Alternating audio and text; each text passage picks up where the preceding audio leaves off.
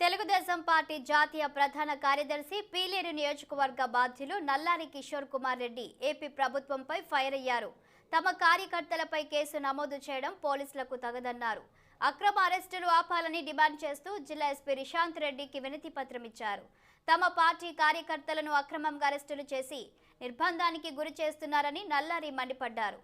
ఏకంగా 18 మందిపై సెక్షన్ 307 కేసులు పెట్టి ఆపై ఎఫ్ఐఆర్లో నిందితుల జాబితాలో ఇతరులు అని పేర్కొనడం సబబు కాదని ధ్వజమెత్తారు.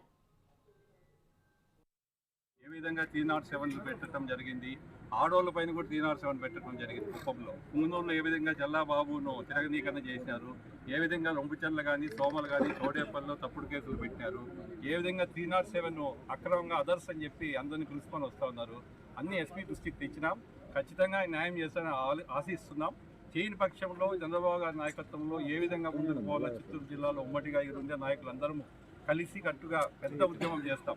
పోలీస్ స్టేషన్ల దగ్గర ధర్నాలు చేయటమా, లేదా ఎస్పీ ఆఫీసుల దగ్గర ధర్నాలు చేయటమా, ఏ విధంగానని మా అధ్యక్షులతో మాట్లాడి ప్రణాళిక చేసుకొని పుంగనూరులో రామచంద్రారెడ్డికి ఓడిపోతారని భయం పట్టుకునింది. వెదిరేడు రామచంద్రారెడ్డికి ఖచ్చితంగా నేను చెప్తున్నా, ఈరోజు రాసి పెట్టుకోండి, ఆయన ఓడిపోతాడు పుంగనూరులో.